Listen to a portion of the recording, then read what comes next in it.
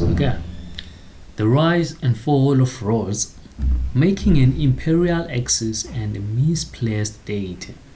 In order to understand the provocation that the Rhodes statue manifested and its potential reading as a misplaced deity, it is instructive to interrogate the way in which it came to be placed on axis in the campus and what the special consequences of this will be.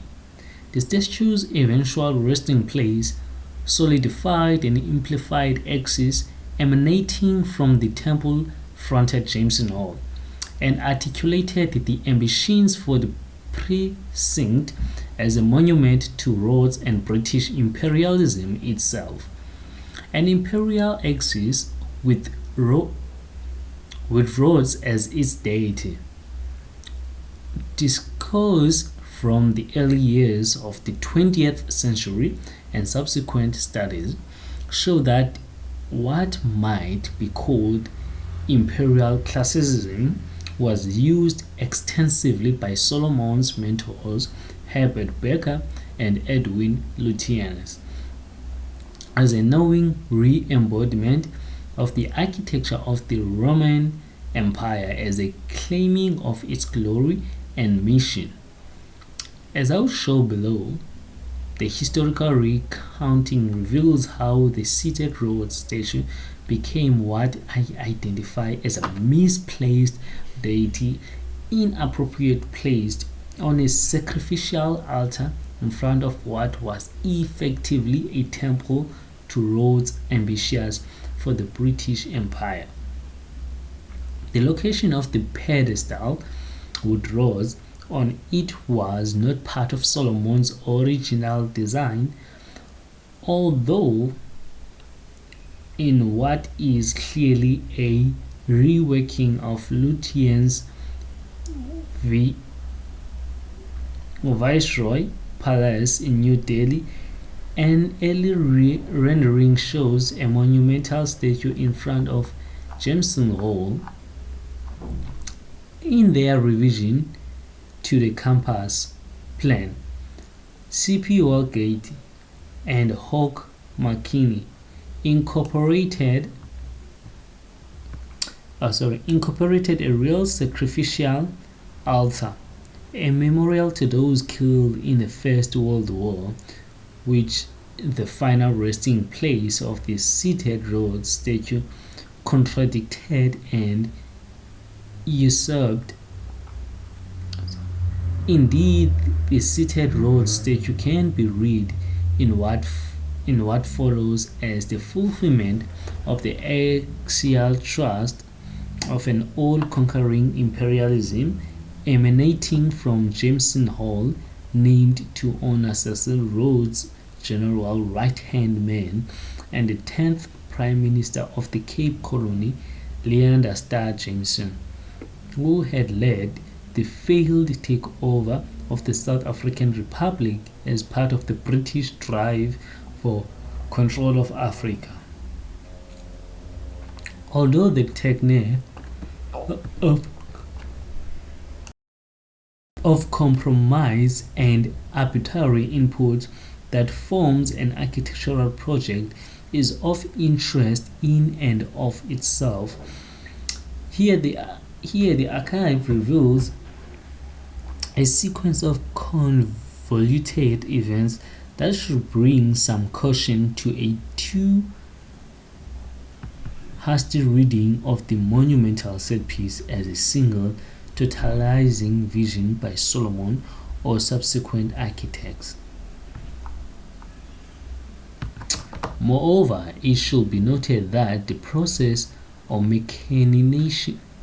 machinations of memorialization, and not just the memorial as object, which provide another frame for a more nuanced understanding of its possible meanings. Consequently, in what follows, I interpret the misplacing of Rhodes as a fulfillment of the logic of imperial classicism a reliance on classical tablet architecture, and thereby a return of repressed ghostly deities and sacrificial altars. The story of the rise of Rhodes as a statue deity making an imperial axis with Jameson Hall or Sarah Padman Hall begins with a necessary digression a bit further around the foothills of Table Mountain just outside the UCT campus. There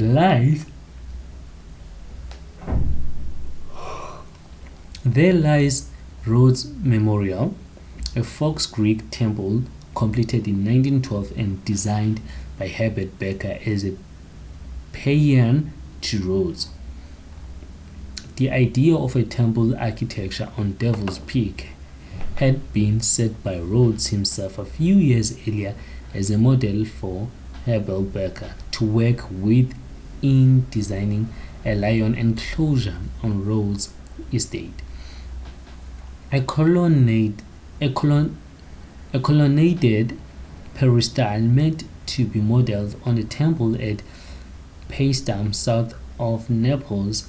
Upon Rhodes' death, the memorial gave Becker a chance to fulfill Rhodes' ambition of a pure temple architecture on Devil's Peak with the ancient Greek temple of Segesta and Pergamon recorded as final inspiration. The Rhodes Memorial design proceeded over a few years from 1905 to 1906 through contest and interaction between Herbert Becker and his partner Francis Massey and the Rhodes National Memorial South African Committee. The Rhodes trustees and other prominent and opinionated personalities such as Rudyard Kipling and later the sculptors George Frederick Vass and John Macallan Swan. Becker's hero worship of Rhodes drove his dogged commitment to realize the temple to the architect of empire by his architect, an imperial architect. At no point in the early design stages did the Rhodes Memorial show any deity or sculptural artifacts. Indeed, the usefulness of ancient Greek temples for imperial classicism was in their monumental and timeless split white stone presence rather than their origins as gaudily painted religious buildings housing deities. They appeared as singular dominating structures raised on dominating promontories as if birthed from the earth and without human agency. Indeed, Becker himself points to the use of granite from Table Mountain and an indigenous garden so that the monument may always grow out of the mountain as it was in Rhodes' day. This also tied in with the ideologically constructed reading of the Cape as an extended Mediterranean that a timeless Greek temple architecture could reinforce, and thereby fueling settler fantasies of the Cape as having an Akkadian Western civilization origin. A bookend,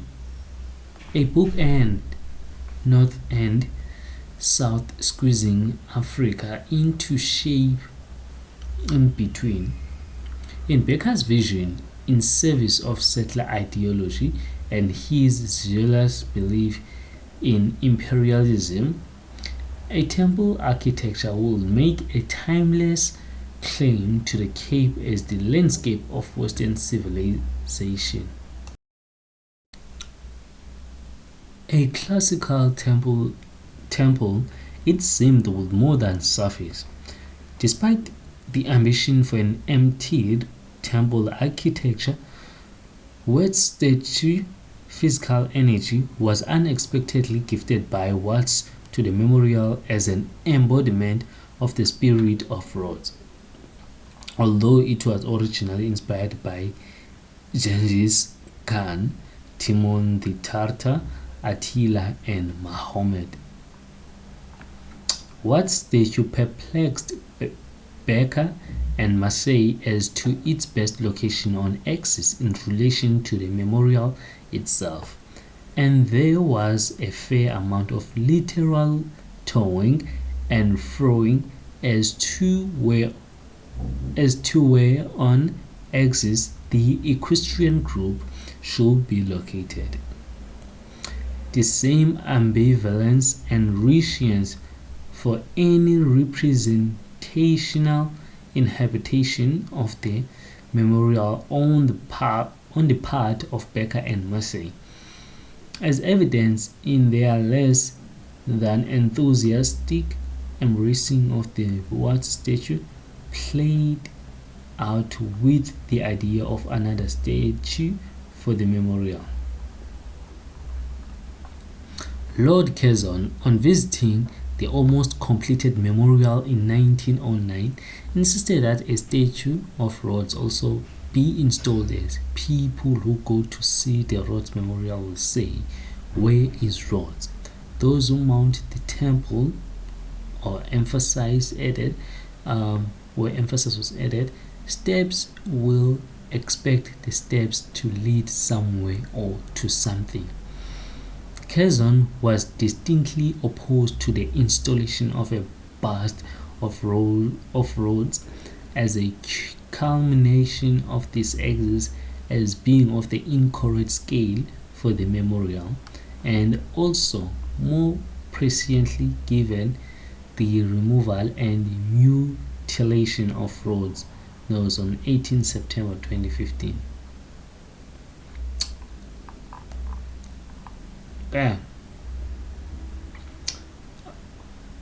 Becker, through his usual skillful political manipulation, eventually got all to agree to a smaller bust by shrine installed in a niche on axis. Like any deity in the shadowy depths of the temple and looking out at the supplication of congregants milling about below, Curzon's vision of a seated statue of Rhodes nevertheless eventually found its form in the early 1930s, where the Memorial Committee commissioned Marine Walgate to make a larger, more heroic sculpture of Rhodes for the UCT campus itself.